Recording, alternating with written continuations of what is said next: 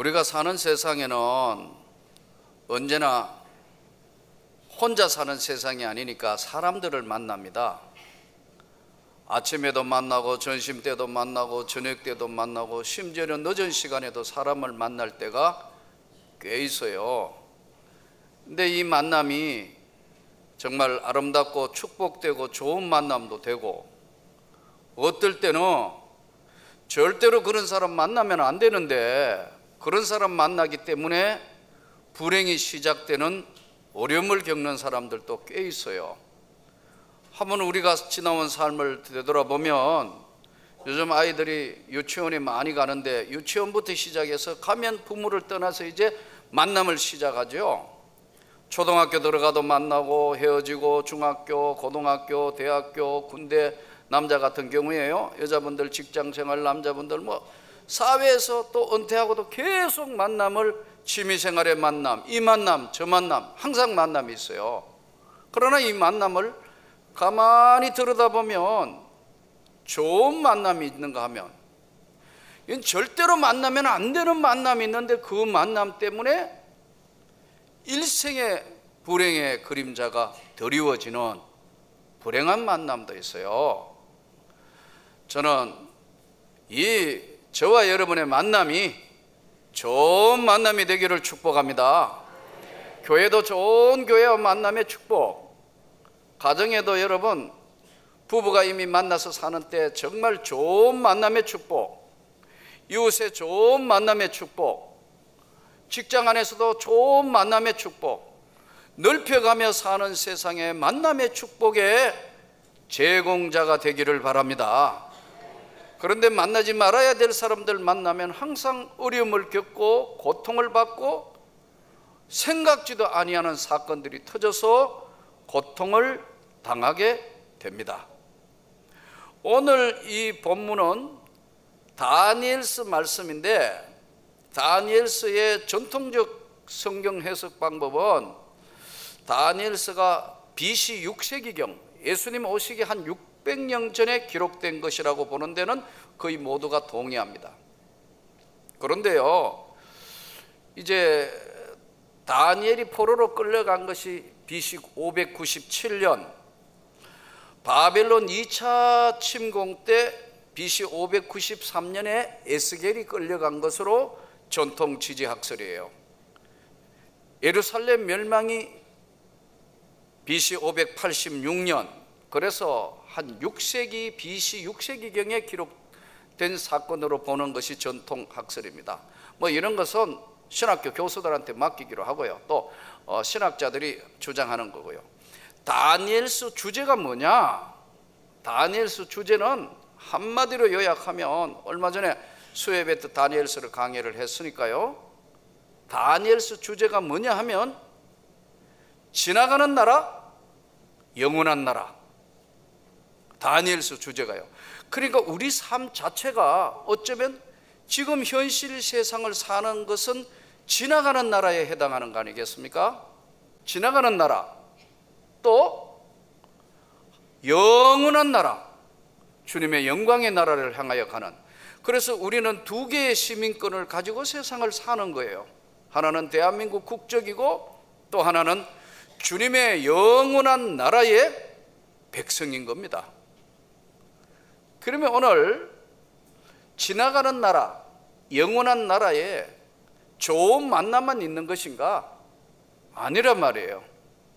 만나지 말아야 될 악한 만남, 고통스러운 만남, 이 만남을 우리는 어떻게 해야 할 것이며, 지나가는 나라의 현실 속에 살면서 나는 어디에 속해 있어야 하는가를 오늘 말씀을 통해서 정확하게 정리되어 저와 여러분은 주님 편에 서기를 원합니다. 언제나 내 삶은 주님 편에 서 있을 때는 안전한 것이고, 현실 속에서 안주하면 맞는 것 같은데, 이해는 되는데 나중에는 주님으로부터 버림받을 수 있다는 사실을 깊이 명심해서 오늘 지나가는 나라, 영원한 나라를 향하여 가는 다니엘의 다니엘서의 말씀을 통해서 한번 오늘 다시 그 시대 그 세계 속으로 돌아가서 하나님의 말씀을 통하여 다시 확인하는, 나는 지금 어느 편에 써 있는 것인가를 확인하는 시간이 되기를 바랍니다. 이 다니엘서의 오늘 내용은 그런 거예요. 다니엘이 메대 바사, 지나가는 나라의 중요한 인물로 등장을 했습니다. 그러니까 당연히 많은 사람들에게 시기와 질투를 받았겠죠. 왜냐하면 포로로 끌려온 자니까요. 유대인 중에서 포로로 끌려온 자가 다니엘이라는 자는 이렇게 나오니까요. 근데 이 정오하고 미워하는 이 사람 무리들이 뭘 만들었냐면 검령을 만들었습니다. 검령이 뭐냐면 금지하는 명령을 내린 거, 금지 명령이 검령이에요. 그래서 규례를 만들어서 다리오 왕에게 왕의 도장을 찍어 검령을 만들어 내용이 뭐냐면 한 달간 절대로 다른 신에게 기도하거나 절하면 안 되고 우상을 숭배도 안 된다. 살아있는 신 다리오 왕만 섬겨야 된다. 이렇게 검령을 만들어서 도장을 찍어서 발표를 했는데, 다니엘은 조세 왕의 도장이 찍힌 것을 알고도 자기 집에 돌아가서 윗방에 올라가 예루살렘을 향한 창문을 열고 전에 하던 대로 하루에 3번씩 무릎 꿇고 기도하여 그의 하나님께 감사하였더라. 이걸 딱 보고 한 달간 절대 기도하지도 못하도록, 한 달간 다른 신을 섬기지 못하도록 왕만 섬기도록 검령을 내렸어요. 여러분, 그런데 다니엘이 집에 돌아가서 하루에 3번씩 간절히 무릎 꿇고 전에 하던 대로 기도하니까 고무리들이 그것을 보고 모여서 그걸 그들이 나가서 왕에게 다니엘이 검령을 어겼습니다. 그럼 검령 어기면 어떻게 되느냐? 사자굴에 집어넣어야 된다. 사자굴에. 그냥도 아니고 굶주린 사자굴에 집어넣도록 만들었는데 다니엘이 검령을 어겼습니다. 왕이여, 다니엘을 사자굴에 빠뜨리셔야 됩니다. 왕은 다니엘을 귀하게 생각하고 사랑하는 마음으로 근심하면서 안 돼 해도 왕도 마음대로 이거 함부로 어기면 안 됩니다. 검령을 찍으셔 놓고 이거 안 됩니다 해서 할 수 없이 저녁 내 고심하다가 왕께서 세우신 검령과 법들은 고치지 못할 것이니다 하니 왕이 명령하며 다니엘을 끌어다가 사자굴에 던져 넣는지라. 이때 다니엘이 이르되, 왕은 답답하니까요, 어떻게 구해줄 수도 없고 검령은 찍었고 하니까 다니엘을 사자굴에 빠뜨리면서, 지금 이방 왕이 답답하니까 이방 왕이 하는 이야기가 뭐냐면 다니엘에게 이르되, 너가 항상 섬기시는 너의 하나님이 너를 구원하시리라 하니라. 다니엘이 여러분 검령이 찍힌 것을 알았어요, 몰랐어요? 이거 하면 큰 불행이 개인에게 찾아온다는 걸 알아요. 그러면 알고도 다니엘이 하나님 앞에 하루에 3번씩 간절히 기도하는데, 이 악한 세력들이 집에까지 가서 어떻게 다니엘이 기도하는 현장을 잡았기 때문에 고소를 했어요. 그러면 다니엘이 여러분 검령이 있는 줄 알고도 전에 하는 대로 하루에 3번씩 기도했으면 다니엘이 둘 중에 하나겠죠. 하나는 바보거나 바보 멍청이거나, 아니면 다니엘의 영혼 속에 내가 세상에는 좀 불이익을 당하고 세상에는 어려운 일을 당한다 할지라도 나는 하나님 앞에 서 있는 자다는 생각을 버릴 수가 없기 때문에 하루에 3번씩 금령이 발표된데도 기도했다는 것. 둘 중에 하나일 거예요. 바보 멍청이거나 아니면 정말 죽으면 죽으리라는 분명한 신앙 위에 서 있던 그 둘 중에 하나일 거예요. 아무리 다니엘서를 읽어봐도 다니엘은 지혜 있는 자라 그랬어요. 하나님께서 그 시대의 가장 어둡고 암울한 시대 때마다 다니엘에게 하나님의 세계를 그에게 펼쳐서 알게 하신 하나님이, 믿지 아니하는 이방 왕이 사실은 하나님을 섬기는 다니엘아, 너의 하나님이 너를 지켜주실 것이다. 그럼 보세요, 여러분, 다니엘이 지금 사자굴에 빠지게 되고 어려움을 당하는 건 뭐죠? 현실이에요, 현실. 금령 30일간 아무것도 할 수 없다고 내린 것은 현실이란 말이에요. 그러나 지켜야 되는 것은 신앙이란 말이에요. 이 사이에 여러분 갈등할 수밖에 없는 거예요. 대부분 우리가 어떤 이야기를 들어보면 참 이해는 돼요. 현실적으로 먹고 살아야지 뭐. 저 누구보다 잘 이해해요. 왜냐하면 바로 신학교 간 게 아니고 10년간 공무원 직장 생활을 하다가 신학교 갔으니까. 난 여러분의 고민과 걱정을 누구보다 잘 알아요. 어렵고 힘든 가운데 직장 생활에서 헌금하고 참 얼마나 피곤한데 새벽기도 하고 직장에 나간다, 누구보다 잘 알아요.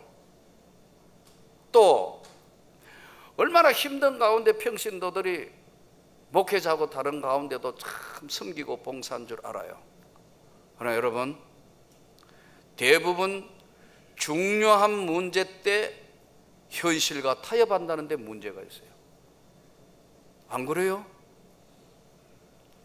살아야 되는데 뭐 이거는 뭐 충분히 현실은 이해는 된다니까요. 그렇잖아요? 여기 이해 안 되는 분 있나요?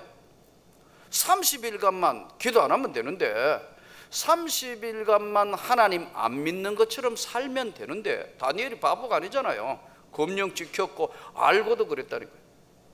그러나 다니엘은 내가 현실편에 섰을 때 하나님은 나를 어떻게 보고 계시며 나를 어떻게 생각하실까 하는 그것이 현실의 세계보다 더 강하고 큰 가치가 있다고 생각했기 때문에 다니엘은 종전대로 하루에 3번씩 기도하는 자리에 들어가서 기도했고, 그것이 악한 것들에게, 무리들에게 발각이 되어서 사자굴에 들어가는 상황이 됐습니다. 이게 BC 6세기 경이니까 아이고 뭐 그거 옛날 성경에 나오는 이야기지, 아니에요. 이 현실이 한국 교회사에도 한번 나타납니다. 1935년에 일제가 신사참배를 강요합니다. 모든 국민은 일본 조상신, 일본 왕실의 신들을 섬기는 동방요배, 우리 소위 하는 신사참배를 하도록 전 국민들에게 요구를 합니다. 그리고 끝까지 저항하고 항거하던 숭실학교 폐교식, 여러분 끝까지 저항하던 평양신학교 폐교, 교회사에 나오는 이야기입니다. 1935년도니까요 여러분 이거 그렇게 긴 세월이 아니지 않습니까? 그리고 끝까지 저항하는 자들은 전부 옥으로 잡아 들어오게 됩니다. 우리가 잘 아는 주기철 목사님 그때 순교하시죠. 나는 지금까지 한 번도 하나님이 나를 버린 적이 없는데 난 이방신에게, 일본 조상신에게, 일본 왕실이 섬기는 신사참배는 할 수 없다. 수많은 양심적인 목회자와 장로님들이 감옥소를 갔습니다. 딱 그 이유 하나 때문에. 다른 잘못을 범한 게 아니에요. 신사참배 거부했어요. 끝까지 신사참배 거부했던 선교사님들, 미국 선교사들, 해외에서 온 선교사들 일본이 추방령을 내렸습니다. 그리고 학교는 폐교시켰습니다. 그리고 어떻게 해요? 이게 현실이 아닙니까? 그래서 도저히 안 되니까 끝까지 저항하니까 총을 차고 칼을 차고 있는 일본 순사가 총회할 때 다 돌아가지고 다 포위하고 했어요. 좀 부끄럽고 죄송한 얘기지만 총회가 신사참배를 국민 의례인데 뭐 어떻게 할 수 없다 해서 결의를 합니다. 옆에 바로 순사가 바로 옆에 있으니까요. 딴 말 하면 잡아가는 거예요. 즉시 잡아가는 거예요. 자기만 고통을 당하는 것이 아니고 가족들도 다 끌려가고 고통을 당하니까 어떻게 해요? 협박, 회유, 공갈. 지금 금령 지킨 거하고 뭐가 다르죠? 이게 1935년대에 시작된 신사참배가요, 수많은 목회자들이, 양심적인 장로님들이, 교인들이 끝까지 저항하게 되고, 독립운동한다고 해서 여러분 수많은 사람들 일제가 교회당에 가둬놓고 불 지르고 죽였던 사건이 한국 교회의 슬픈 역사의 이야기의 한 장면이에요. 그 사람들 아무 일 없을 것 같아서 뭐 어쩔 수 없어서 협박을 당하고 공갈을 당하긴 했지만 결국은 신사참배를 결의했는데 하나님은 살아계셔서 그렇게 한 일본에게 세계사에 없는 히로시마 나가사키 원자폭탄이 떨어졌어요. 살아있는 신이라는 일본 왕이 덜덜덜 떨리는 소리로 1945년도에 여러분 항복 선언을 합니다. 이것이 슬픈 우리 한국 교회의 한 단면이에요. 그때 끝까지 하나님 편에 서 있던 분들 옥사했거나 고통받았거나 죽었고, 며칠 뒤에 있으면 사형당할 사람들 빠져나오가 다시 하나님의 은혜를 입어 살아난 사람도 있지만 많은 사람 죽은 사람도 있습니다. 여러분 신앙이란 게 그래요. 현실을 보고 자꾸 현실 저는 그런 분들 이야기할 때 이해는 해요. 충분하게 이해한다니까요. 틀린 건 아니에요. 그걸 모르면 바보죠. 그러나 성경은 이렇게 말씀합니다. 먼저 그의 나라와 그의 의를 구해라. 그래야만 하나님이 이 모든 걸 더하여 주시리라. 우리는 항상 현실편에 자꾸 서려고 합니다. 왜냐하면 이해가 된다니까요. 현실편에 서면 쉽고 이기고 하는 것 같지만 우리 모두에게는 자멸의 길인 거예요. 다니엘은 그것을 알았기 때문에 이 어차피 지나가는 나라다. 지나가는 나라가 영원한 나라를 이길 수가 없어요. 영원한 나라, 십자가에 베푸신 구원의 그 나라는 오늘 또 저와 여러분의 심령 속에 교회 위에 함께하고 계시는 예수의 보혈의 은혜는 자꾸 세속화되고 세상 것 따라가다가 보면 뭐 대단한 것 같고 뭐 대단히 이긴 것 같고 최고로 많이 모인 것 같고 가진 것 같지만 그건 헛거란 말이에요. 그래서 저는 여러분의 삶이 고달프고 힘들더라도 저는 여러분들이 때로는 그렇다고 다 현실을 무시하라는 이야기 절대 안 해요. 항상 어려운 문제가 여러분에게 다가오면 어느 것이 주님 편에 서는 것인가 기도하면 성령께서 여러분에게 다 알게 하고 깨닫게 해주세요. 본인이 기도하면서 다 깨닫는데 아이고 그래도 뭐 살아야지 뭐 아무리 하나님 말씀이지만 이건 뭐 다 그렇게 하는데 그쪽에 서면 이긴 것 같고 가진 것 같고 다 했지만 주님으로부터는 버림받을 수 있다는 것을 여러분 꼭 기억해야 돼요. 저는 우리 한국 교회사를 내려가면 여러분이 지금 교회사 그림 보면서 그래도 끝까지 순교하고 끝까지 지킨 하나님의 사람들이 있기 때문에 하나님이 우리 한국 교회를 보호해 주신다고 믿습니다. 지금은 더 어려운 시대가 된 것 같아요. 교회가 시대의 사조에 따라서 자꾸 이상하게 세속화 되는 것 같아요. 나는 목회자로서 어떨 땐 정말 걱정돼요. 우리는 하나님 편에, 성령의 편에, 말씀의 편에 분명하게 서 있을 때만 하나님이 우리를 지켜주시고 보호해 주신다고 믿습니다. 그건 본인이 어떤 상황이 각자 다 다를 때니까 어떤 상황에도 본인이 기도하면 그걸 다 알아요. 하나님이 다 깨닫게 해주시고 알게 해주시는데 항상 인간 편에, 현실 편에 서 있다가 보니까 받은 은혜는 사라지고 전부 시간이 지나면서 습관적인 기독교인으로 전락하는 거예요. 뭐 이 거창한 지금 교회사적이고 지금 다니엘처럼 이런 막 목숨이 왔다 갔다 하는 이런 일이 아니라도 다니엘을 하나님이 어떻게 보호하십니까? 사자굴에 넣었어요. 6장 24절부터 이제 내려가 보면 쭉 보면 집어 넣었어요. 아침에 왕이 걱정되고 확인했어요. 다니엘아 그러잖아요. 예 왕이요. 아직 살아있냐? 예. 진짜? 예. 빨리 끌어올리라. 끌어올리지 않습니까?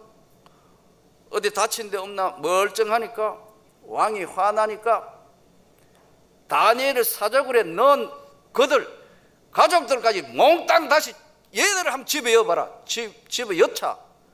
내려가는 사이에 사자들이, 굶은 사자들이 뼈까지 다 부숴 먹어버렸다고 성경에 기록되어 있어요. 이게 내 이야기가 아니에요. 여러분 악한 것이 이길 수 없습니다. 잠시 이기는 것 같습니다. 현실이 모든 걸 다 덮어버린 것 같지만 하나님은 우리를 보고 계시는 거예요. 악한 사단의 세력도 배후가 있습니다. 여러분 진짜 사단의 세력들은요 앞에 전면에 안 나타납니다. 항상 뒤에 숨어서 역사해요. 그게 욥기서예요. 그리고 자기 쫄병의 마귀들 귀신들을 사람을 통하여 역사해요. 또 그것을 어떻게 하느냐 하면요 때로는 동물에게도 들어가게 해요. 그러니까 돼지떼가 2,000마리나 죽는 사건이 벌어지지 않습니까? 우리는 오늘 지나가는 나라에 이 마음 이 현실에 다 빼앗기고 나면 진심으로 하나님을 섬기고 이길 수 있는 것은 때로는 이것 뛰고 저것 뛰고 이 형편 저 형편 하고 나면요 아무도 할 게 없어요. 저는 제안합니다. 다니엘처럼 우리가 기도해야 할 줄 믿습니다. 다니엘처럼 언제나 나는 하나님의 편에 서서 현실의 파도가 밀려오는 걸 볼 수 있는 안목을 열어 주옵소서. 그럴 때만 주님이 우리와 함께하고 그 주님은 능력 있는 주님으로서야 살아계신 하나님 우리와 함께하고 우리 편에 서 있다는 것을 보게 되고 깨닫게 될 걸 믿습니다. 사랑하는 성도 여러분, 오늘 또 세상의 현실 속에서 넘실대는 파도와 같은 이 엄청난 몰려오는 일들 가운데 주님의 숨결과 주님의 그 엄청난 보이지 않는 은혜와 능력을 날마다 때마다 확인하면서 주님 편에 서서 승리하시기를 바랍니다.